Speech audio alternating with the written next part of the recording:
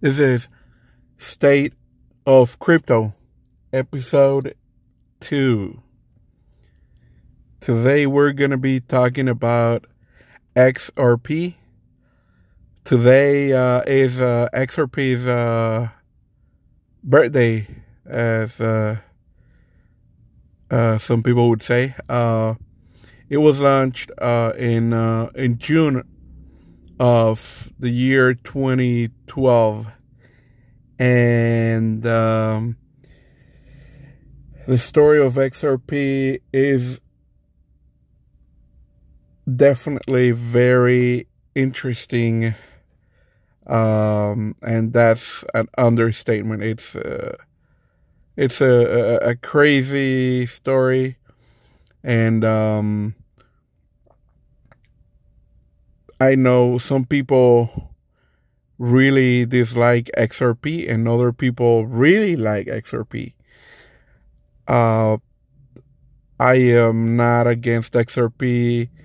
I am not too much pro XRP. I'm a neutral person here. But one thing that you can take away from XRP is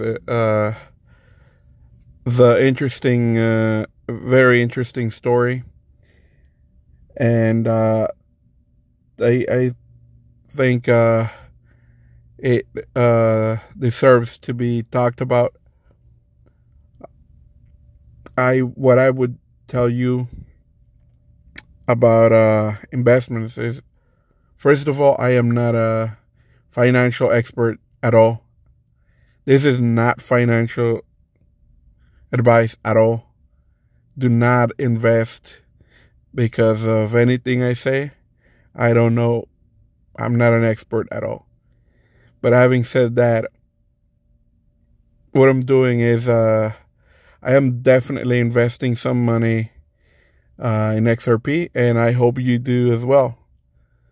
I believe that things are gonna get pretty good for XRP pretty soon, and nothing wrong with throwing some money at it. But let's look at the timeline of XRP and its evolution. So let's see. So 2011, XRP ledger development. The history of the XRP ledger and its native digital asset XRP dates back to early 2011, when 3 developers, David Schwartz, Jed McCaleb, and Arthur Brito, were fascinated with Bitcoin, but observed the waste inherent in mining. They sought to create a better system for sending value. An idea out loud in May 2011 forum post, Bitcoin without mining.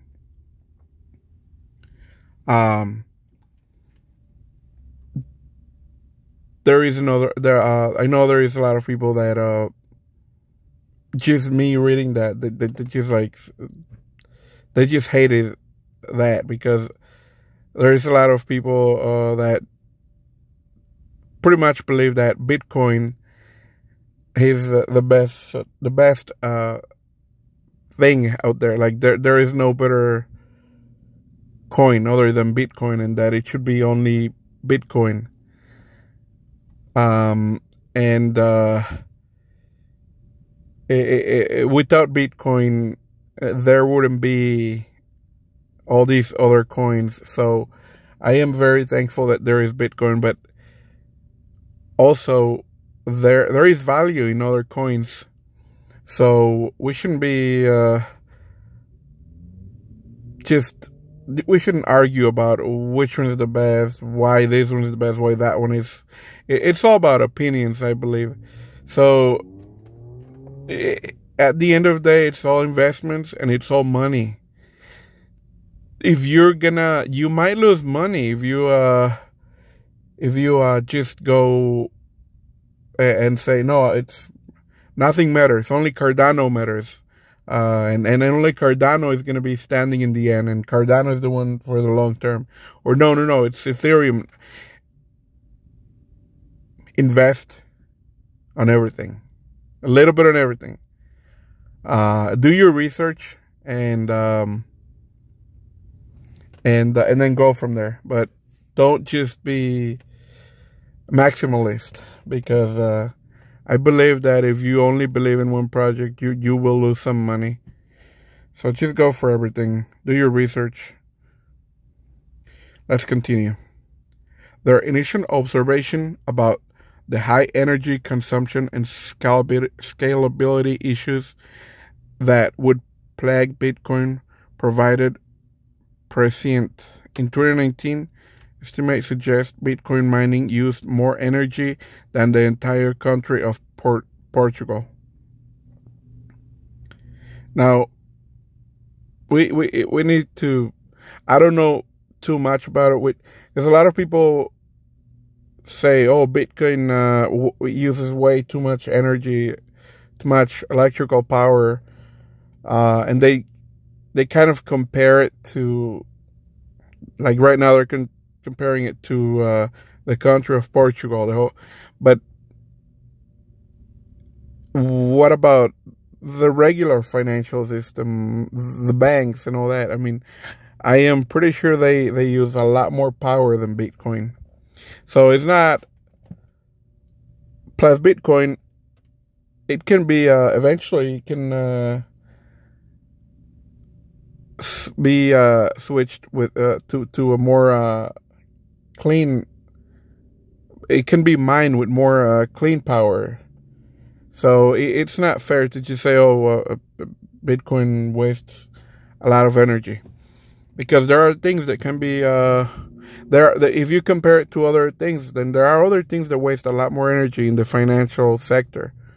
So it's not fair to just say, oh, they just waste a lot of energy, so therefore it's not good.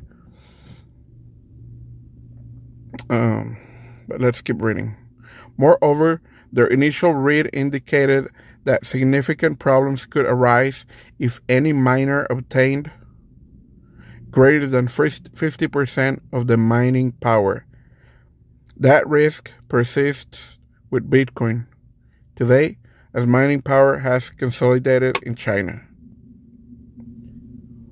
One thing that, in my personal opinion, that does bother me a bit is that a lot of miners, most of the miners are in China. And what worries me is that, well, the price, it happened a few weeks ago. The price of Bitcoin went down pretty bad because the miners in China were having issues. And 40% of the Bitcoin miners are in China. That's a large, for something that's supposed to be decentralized. That's the main thing. It doesn't sound decentralized at all. If 50% of the miners are in one country, it's not safe to have all the miners in one country. So it doesn't sound very decentralized. So it is a risk. Now, people say that China could ban mining of Bitcoin in China, and that sounds very scary. But also, it could be a good thing, because then a lot of the miners could come to the U.S. not come to the U.S., but a lot of the mining could be done in the U.S. And that's actually, in my opinion, a better thing, that if the miners were in other countries, not only, I don't want just concentrated power in just one country. I want it all over the world. I think that's the idealistic thing. So I hope a lot of it it's done in the U.S. in the future, and other countries, not only in China. But yeah, that's very interesting about what I'm reading here. Anyways, let's keep going.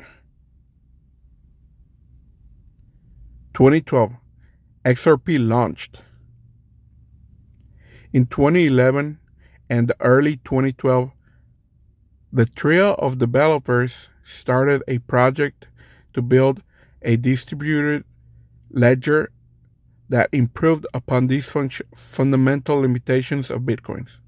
Their first ever code commit was in November 2011. They wrote code that, when executed, would create a distributed ledger, which they named Ripple. It included a digital asset that would be called Ripples, XRP as the currency code. To follow the same naming conversation as Bitcoin, BTC, at the time, Ripple stood for the open source project, the unique consensus ledger, Ripple Consensus Ledger Transaction Protocol. Ripple Transaction Protocol, or RTXP, the network, Ripple Network, and the digital asset known as Ripples. In practice, this approach led to many broad uses of Ripple. To clarify, the community simply started calling the digital asset XRP.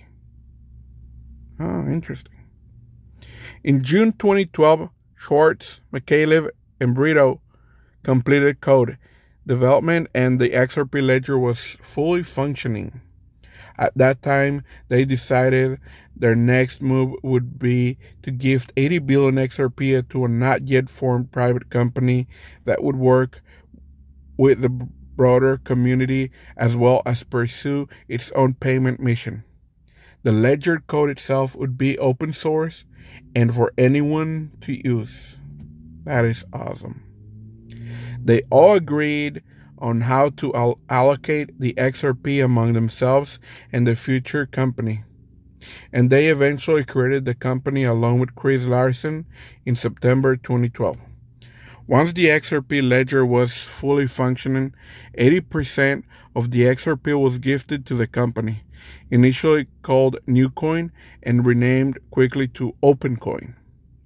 Chris Larsen was the CEO of OpenCoin at the company's funding.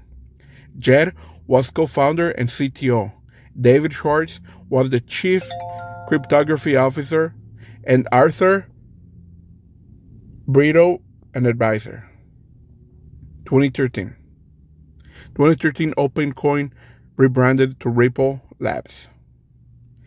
At the outset of the company, OpenCoin set out to revolutionize the global financial system.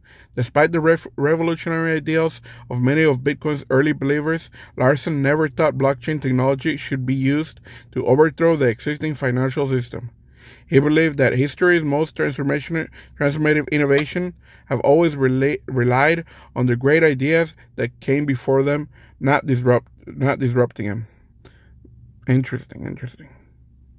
In the early conversations with potential customers, the team was asked about the difference between the Ripple project and OpenCoin company.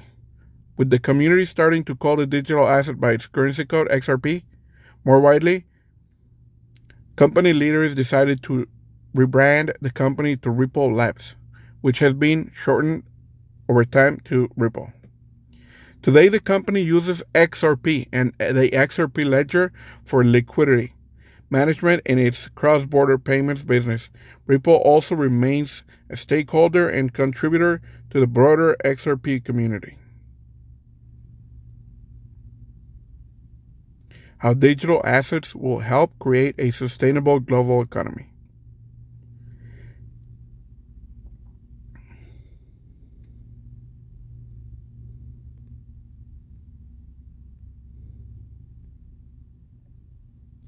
All right, so from here, let's see if we can listen to it.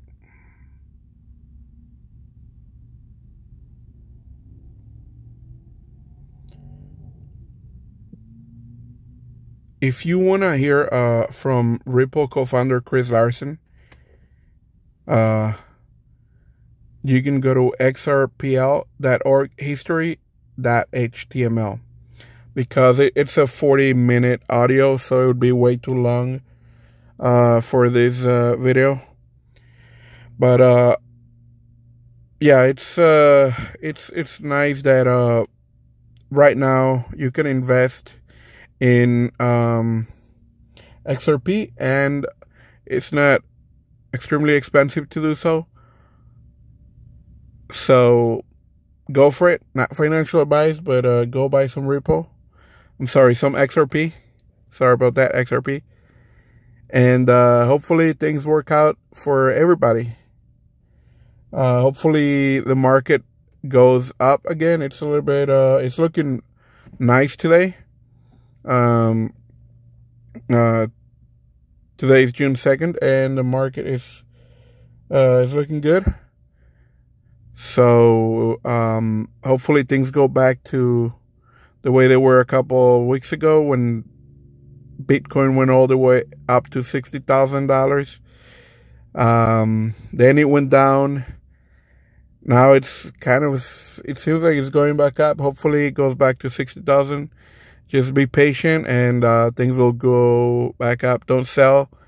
If you bought at you know, around 52, 53, 60,000, don't sell. Just keep holding, and eventually things will go up again. Don't worry about it. Don't look at the charts every day. Don't look at your portfolio every day. Just keep doing your thing. Go to work. Go play sports. Go play with your kids. Whatever. Watch some Netflix. I don't know. Whatever takes your mind away from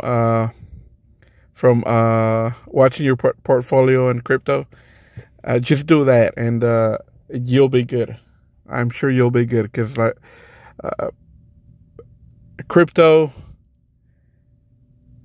is truly a roller coaster. It's scary when it's going down. It's really scary. It feels good when it's going up, and it is just the way crypto is. This was the state of XRP and state of crypto today. Have a great day, everybody.